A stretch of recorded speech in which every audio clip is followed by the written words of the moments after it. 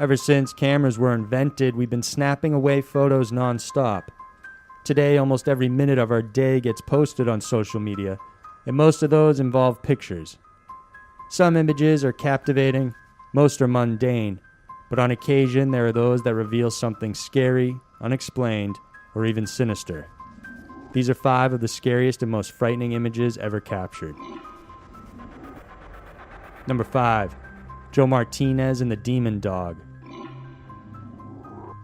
Joseph and Patty have been married for a long time, and like any married couple, they've had their ups and downs. In 2007, Joseph had been struggling heavily with drugs, and it was taking a toll on him and his marriage, but appearances were still kept. On November 6th of that year, the two attended Patty's parents' 50th anniversary. It was like any family party.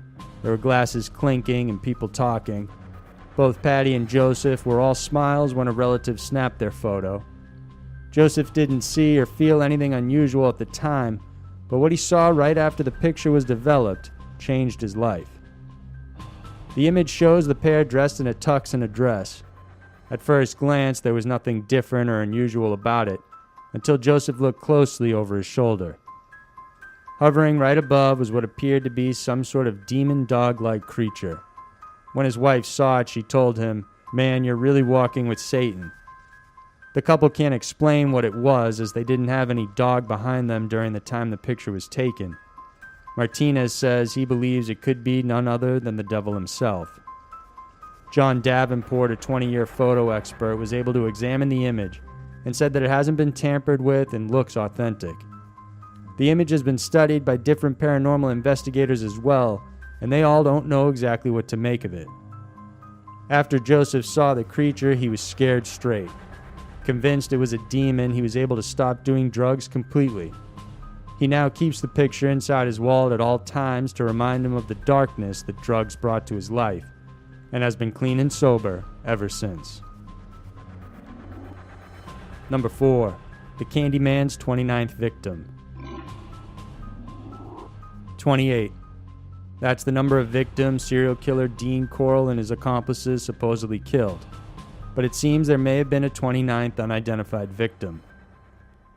Corll was known as the Candyman and the Pied Piper because he would give out free candy to kids, especially young teenage boys. Soon he developed an unusually close relationship with 2 of them, David Brooks and Elmer Henley. The 2 would help him commit his murderous deeds by luring their friends or other boys into his home. His hunting grounds were north of Houston, Texas, and Brooks helped him from the onset.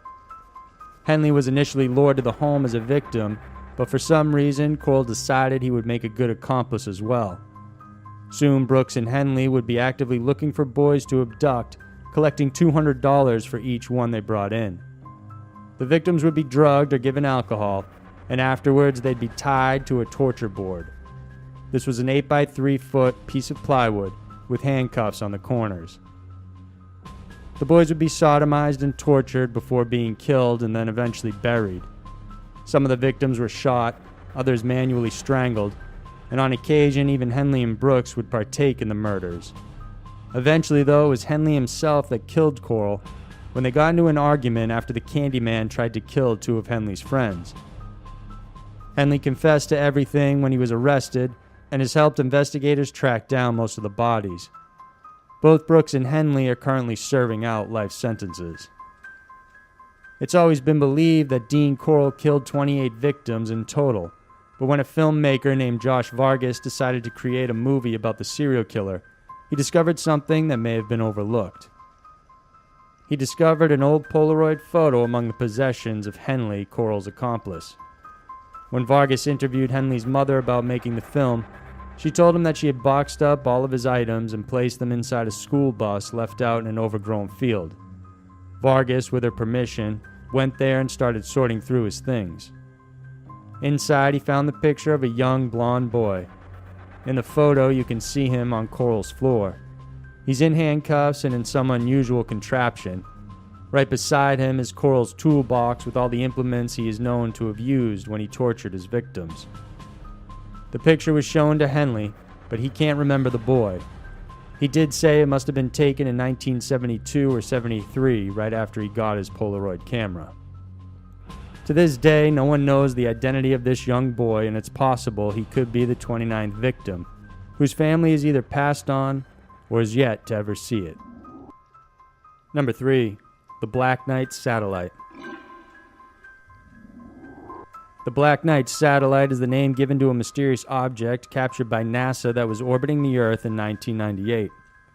According to conspiracy theorists, the satellite is of extraterrestrial origin and has been orbiting the planet for 13,000 years. Even though NASA states it's likely space debris, many still believe it's an actual alien satellite. The origins of the Black Knight theory date back to when Nikola Tesla announced he had managed to capture radio waves from space in 1899 after building his high-voltage radio in Colorado Springs. In 1928, a team conducting experiments in Oslo, Norway, also captured the same signals, and several other astronomers in the 1930s also professed the same. By 1957, an unusual object was seen shadowing Sputnik 1, and it was seen to be in polar orbit. During that time, neither the Russians nor the US had any capacity to build a spacecraft that could go in polar orbit.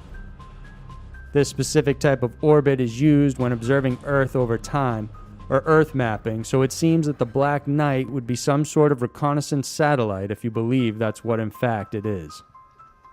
The mysterious satellite was again spotted to be in polar orbit in the 60s, and they used this as a chance to study it closely. Scientists and astronomers calculated that the satellite weighs over 10 tons. Pictures of it were taken, and the Grumman Aircraft Corporation formed a committee to figure out what it was, but the results weren't released to the public. When astronaut Gordon Cooper was launched into space in 1963, he reported seeing a glowing green object right in front of his capsule. He radioed it in to base, and the object was picked up on their radar. However, when Cooper landed, there was a media blackout, and his reports were lost, and so they don't show up in any of NASA's transcripts. Meanwhile, a researcher from Scotland said he managed to decode the original radio messages sent by the mysterious satellite, and it states that the Black Knight is indeed extraterrestrial and hails from the star system of Epsilon Boötis and sent 12,600 years ago. NASA released official photographs in 1998, and the military is keeping a watchful eye on it. The images were taken by astronauts on board the Space Shuttle Endeavour. However, to this day, no one knows for sure what the object is or where exactly it came from. Number 2. Explore John Torrington's body. The story of John Torrington's body may not be scary or frightening, but it is nonetheless fascinating. John Torrington served as a petty officer and a Royal Navy stoker who joined the doomed expedition of Sir John Franklin in a bid to find a Northwest Passage en route to Asia in 1845. However, Torrington, along with 2 others, died early on in the expedition and were subsequently buried on Beechey Island. The Franklin expedition actually involved 2 ships, the HMS Terror and the HMS Erebus. Before sailing, the 2 ships were equipped with provisions said to last the men for at least 3 years during their voyage. However, they would never complete their mission. It wasn't until 1850 when the remains of a hut and some food and the graves of 3 men were found. More than 100 years after that, in 1976, it was rediscovered, and the Beadle Commission decided to find out what caused their deaths. To do this, the bodies would need to be exhumed from the frozen permafrost and samples taken. With extensive permission acquired, Torrington's body was chosen because it was believed he was the first one to have passed away. It was tricky to exhume the body as a layer of ice had covered the coffin since it was buried over 130 years ago. However, with patience and careful ingenuity, the team finally reached the coffin. They took out the frozen nails one by one and lifted the cover to find the perfectly preserved remains of John Torrington. A hand-painted plaque nailed on the coffin lid read, "John Torrington, died January 1st, 1846, aged 20 years." Torrington's body was impeccably preserved. He was wearing a striped button-down shirt, and his limbs were tied with linen strips, a common practice to help retain the shape. His feet and hands were all perfectly preserved as well. A cloth was covering his face, and after carefully removing it, they found the face of John Torrington staring right back at them. His eyes were still a vivid pale blue, and his joints still flexible. When they undressed him, they discovered that he was very ill before his death. He weighed only 85 pounds, and it was found that he likely suffered from tuberculosis along with pneumonia. What's most telling was that there was an increased level of lead found in his fingernails and hair. The team concluded that John died from pneumonia with lung complications as a result of lead poisoning. This actually provides credence to the theory that the Franklin expedition was doomed from the start. The provisions they had packed were stored using lead cans instead of steel, so it's likely that the crew slowly died from lead poisoning without ever even knowing it. Number 1. Travis Alexander. California native Jodi Arias became known throughout the country for the brutal murder of her ex-boyfriend Travis Alexander. Jodi and Travis met in 2006 at work and began speaking on the phone every single day. They exchanged over 82,000 emails during the course of their relationship, and they officially began dating in February of 2007. They broke up, though, by June of that year, with Jodi saying it was jealousy on both sides that caused it. By December, Travis began dating another girl. He told friends that Jodi got so jealous that she slashed 2 of his car tires on 2 different occasions. In June of 2008, Travis also told his friends she may have hacked his Facebook account and that he had told her to stay away from him altogether. On June 4th, Jodi went to Travis's house and the two had sex. Apparently, they had maintained a sexual relationship despite being broken up. When questioned about his death, Jodi initially denied having been in the house at all that day, but police later on found Travis's phone in the washer. It had been waterlogged, but they were able to recover several images taken on June 4th, the day Travis was killed. On one of the images, Jodi was seen naked, lying on his bed. There were also graphic images of the two, and the last photo of him alive was recorded at 5:30 p.m. Succeeding photos showed him bleeding on the floor. His body wouldn't be discovered until June 9th when his friends came by his house to check on him. A picture of him in the shower is the last image of him alive. It was determined that Travis was stabbed more than 30 times, his throat was slit, and he was also shot in the forehead. Forensic evidence placed Jodi at the scene of the crime, so she changed her story and said that she had witnessed 2 men attacking Travis while she cowered in fear.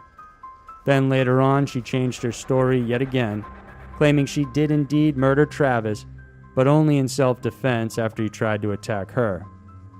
After a complicated trial where the entire proceedings were aired on national television, Jodi was found guilty and sentenced to life in prison in 2013 without the possibility of parole.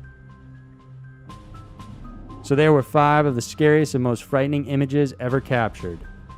We snap away pictures daily without much thought, and every now and then an image is captured that tells us much more than we ever could have imagined. If you like this video, then please subscribe to our channel, and every week we'll bring you a new Scary Mysteries video to enjoy. Thanks for tuning in, and we'll see you next week.